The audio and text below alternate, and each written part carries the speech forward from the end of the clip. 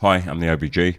I love to make a bit of sacrifice once in a while, meaning that I'll give something up, even if it seems to be a benefit to me, simply because in the long term, the benefits will be greater. But this doesn't seem to be the case with 5G, in that we're gaining speed, but to our detriment, in that the negative side seems much greater. So to me, it seems that once again, we're at the mercy of the greedy industrialist technologies and those that invest in them. Yet another clear case of the very few telling us what our futures will be.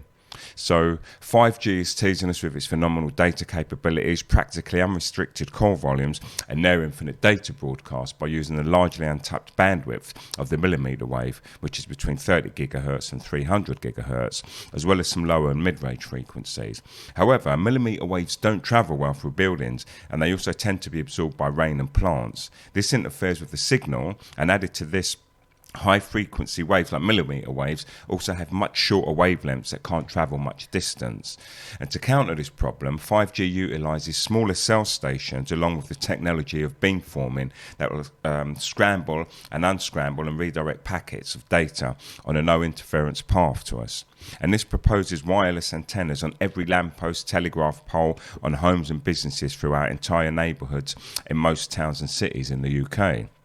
And it really is an inconsiderate and dangerous move by the corporations, because so little is known about the effects of millimetre waves within the 30 gigahertz to 300 gigahertz range, and it requires much more study, as current studies have shown that millimetre waves permeate the epidermis and also the cornea, along with other detrimental effects. 5G has always been in the domain of the military, and they've already weaponised it, and that alone demonstrates its danger. And there's been hundreds of studies of low-level wireless radio frequency radiation exposure to a growing list of negative biological effects, which include DNA single and double strand breaks, oxidative damage, disruption of cell metabolism, increased blood brain barrier permeability, melatonin reduction, disruption to brain glucose metabolism, and generation of stress proteins. And the World Health Organization classified radio frequency radiation as a possible 2B carcinogen as way back as far as 2011.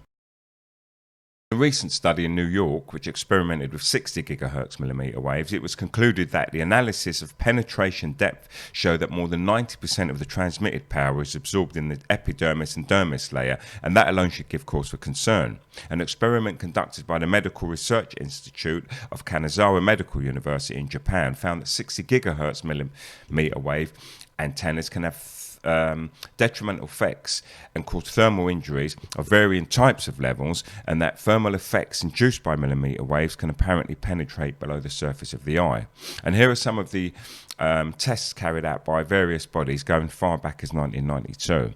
So, starting off with Russia, in 1992, the Russians, yes, the Russians, there's no issue there. Don't get caught up in the arguments that we don't like each other. People just want to get on, but our self-styled leaders would have us believe that everybody from another country is our mortal enemy. Anyway, the Russians in 1992, they did a study and they found frequencies in the range of 53 to 78 gigahertz, that which 5G proposes to use, impacted the heart rate variability, which is an indicator of stress. And they've done this test on rats. And in another test on frogs whose skin was exposed to millimetre waves, they found heart rate changes. In 2002, a Russian study examined the effects of 42 gigahertz microwave radiation exposure on the blood of healthy mice, and it was concluded that the whole body exposure of healthy mice to MMWs has a profound effect on the indices of non-specific immunity. In 2016, an Armenian study observed millimetre waves at low intensity using a simulation of a 5G environment, and they observed depressed growth on E. coli and other bacteria, along with changes to their properties and activities, and they were concerned that it would do the same to human cells. They also suggested that millimetre waves' interaction with bacteria altered their sensitivity to different biologically active chemicals, and this included antibiotics, or more specifically, the combination handling of millimetre waves and antibiotics shows that it may be leading to antibiotic resistance in bacteria. The obvious effect here is that we become more vulnerable as we develop a lower resistance to bacteria. Also, millimetre wave absorption by plants and rains could lead to contamination in the food that we consume. So while the promise of faster speeds and better connectivity sound like a dream come true to cell phone and data users, it's becoming quite clear that the cost of 5G is simply too high. The International Society of Doctors for the Environment, its subsidiaries in 27 countries, and more than 200 doctors and scientists are calling for a stop to be put to the rollout of 5G due to concern that 5G radio frequency radiation will have adverse health effects. It's great to have speed, but we must consider the cost. I'm the OBG. Be careful what you wish for. OBG.